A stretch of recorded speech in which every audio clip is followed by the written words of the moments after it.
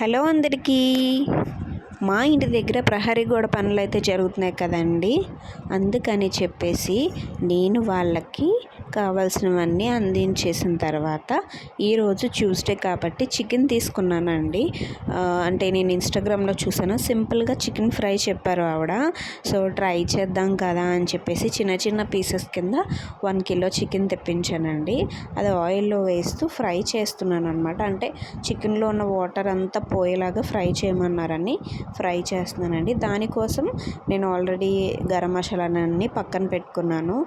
గరం మసాలా పొడి, అల్లం వెల్లుల్లి పేస్టు, ధనియాల పొడి, అలాగే పసుపు, కారం, ఉప్పు, మధ్య మధ్యలో తినడానికి మామిడి పండు కూడా అనమాట. అంటే ఉడికేలోపు ఏం చేస్తాం, ఏదో చేయాలి కదండి. అందుకనే ఈలోపు చికెన్ నుంచి వాటర్ అయితే రిలీజ్ అవుతుంది.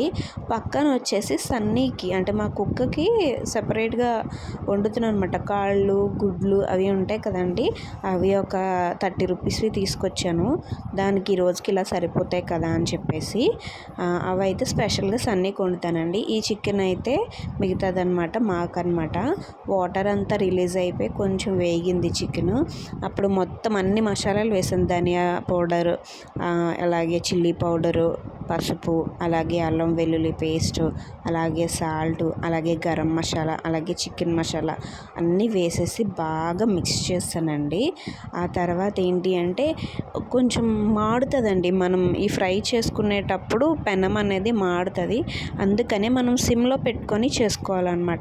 మనం ఎంత గీకి చేసినా ఎంతో కొంత మనకి ఈ మసాలాస్ అయితే స్టిక్ అయిపోతాయి అన్నమాట. అందుకని ఏంటంటే కంటిన్యూ స్టిర్ చేస్తూ ఉండాలి. 5 మినిట్స్కి ఒకసారి స్టిర్ చేసి మూత పెడుతూ ఉండాలన్నమాట. అలా చేస్తేనే మనకి ఆ పాన్కి అంటుకోకుండా ఉంటుంది.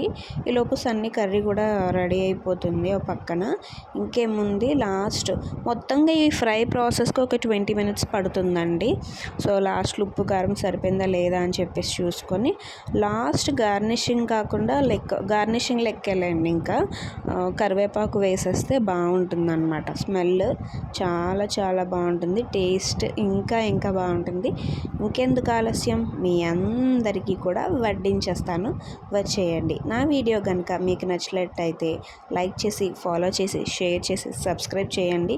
అలాగే నా ఇన్స్టాగ్రామ్ కానీ యూట్యూబ్ ఛానల్ కానీ ఎవరైనా చూస్తున్న వాళ్ళైతే వాళ్ళందరికీ కూడా చాలా చాలా థ్యాంక్స్ అండి. ఎందుకంటే నిన్ననే నాకు యూట్యూబ్లో 100 సబ్స్క్రైబర్స్ వచ్చారు. ఇదంతా మీ అందరి వల్లే.